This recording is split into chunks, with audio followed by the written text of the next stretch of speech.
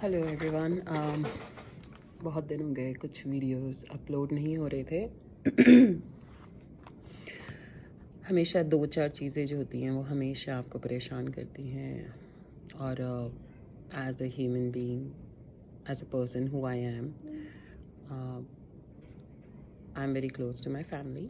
और अभी recently India में पापा को कुछ प्रॉब्लम हो रही थी और उस वजह से मुझे लगा जैसे मुझे बहुत सपोर्ट की ज़रूरत थी। और जब आप अपनों से इतने दूर रहते हैं ना, उस टाइम पे आपको सपोर्ट सिस्टम की सबसे ज़्यादा कमी महसूस होती है।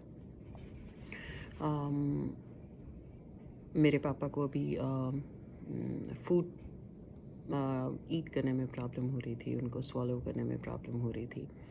और बीइंग पापा's डॉटर, ऑब्वियसली मैं बहुत ज़्यादा वरिड हूँ अभी। उनके टेस्ट रिजल्ट्स कल आएंगे, होपफुली सब पॉजिटिव रहे।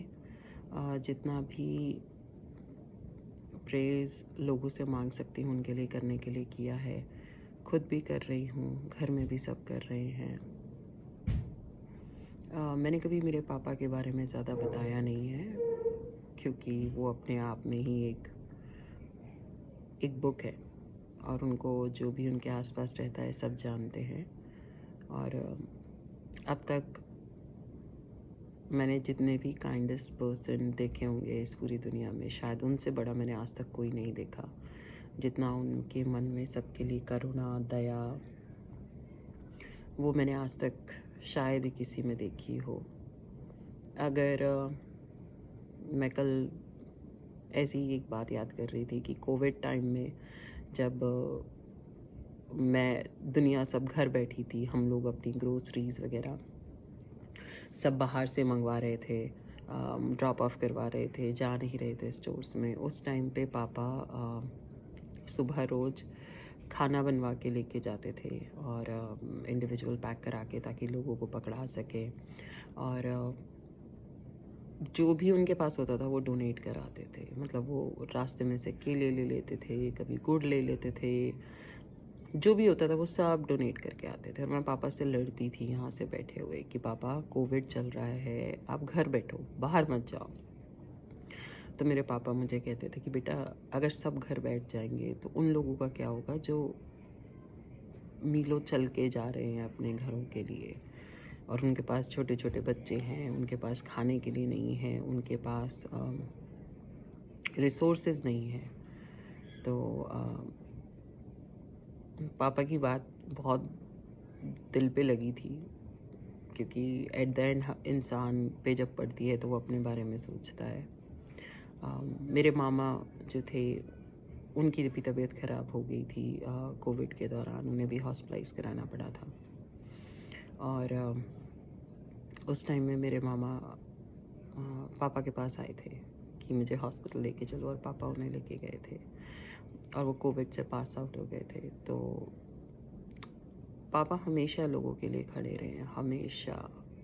चाहे कोई भी रिश्ता था, चाहे कोई भी किसी को किसी भी तरीके की परेशानी, मुझे आज भी याद है जब हम बड़े हो रहे थे और हमारे पास ही कार थी हमारी पूरे एरिया में। तो मुझे याद है कि कैसे लोग आते थे भागे भागे कि अरे कुछ हो गया घर में, चलो उन्हें लेके। और पापा फटाफट चल देते थे, कोई दिन कोई रात का टाइम नहीं। एक बार तो मुझे याद है कि मेरी एक फ्रेंड रात को 2-2:30 बजे रोते रोते आई थी, और मैं 7th ग्रेड में थी तो वो भी 7th में ही थी।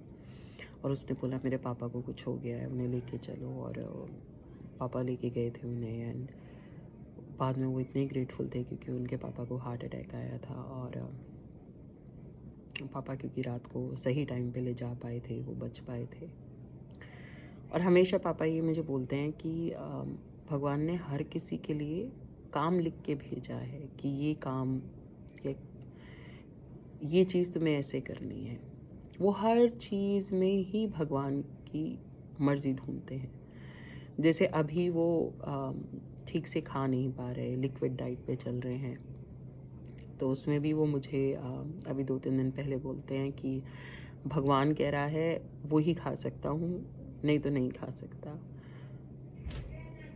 तो मैं बहुत ज़्यादा इमोशनल हूँ अपने रिश्तों को लेके, और मुझे कुछ दिनों से रियलाइज़ भी हो रहा है, जैसे मैं अपने आसपास के लोगों को रीड कर रही हूँ, कि जैसे हम लोगों के लिए होता है कि हर रिश्ता ज़रूरी है और उस रिश्ते के बारे में सोच रहे हैं, लोग बहुत जल्दी मूव ऑन कर जाते हैं। ठीक है, एक दिन पता चला 2 आँसू गिरे और ख़त्म। यहाँ मुझे लग रहा है कि 10 दिन से ऊपर हो चुके हैं ना, मुझे मतलब मैं सोच ही नहीं पा रही इस चीज़ के आगे। खाना खाने में मुझे लगता है जैसे मेरे पापा के अटक रहा है, तो मैं कैसे खा सकती हूँ? और वो बहुत भारी मन से अगर थोड़ा बहुत कुछ खा भी लिया, तो भी वो गिल्ट मन में रह जाता है कि मैंने खा लिया, मेरे पापा नहीं खा पा रहे। तो चीज़ें हैं जो कई बार आपको बाहरी तौर से नहीं दिखती हैं, अंदर वो स्ट्रगल हमेशा चलता रहता है। मेरे पापा ने भी बहुत स्ट्रगल सहा है।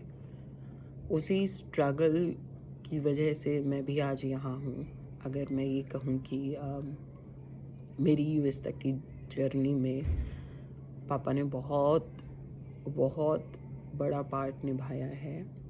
और कुछ चीज़ें होती हैं ना जो आपको बार बार रिकॉल होती हैं, आप उन मोमेंट्स को कंट्रोल नहीं कर पाते। तो ऐसे ही मैं लेटी हुई थी, तो मुझे याद आया कि पापा बोलते हैं कि जब मैं लास्ट टाइम इंडिया आई थी तो मैं 7 साल बाद आई थी।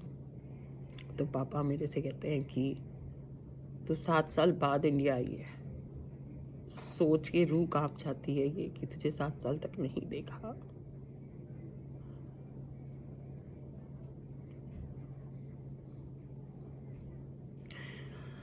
हाँ, बहुत मुश्किल है। और अभी तो मैं बस इतना कह सकती हूँ कि अगर आप सभी मेरे पेरेंट्स के लिए दुआ करें। कोई छोटी मोटी बीमारी हो, कोई बड़ी बीमारी ना हो, बस इतनी ही भगवान से प्रे कर रही हूँ दिन रात, और होपफुली वो सुने। Thank you. सी या।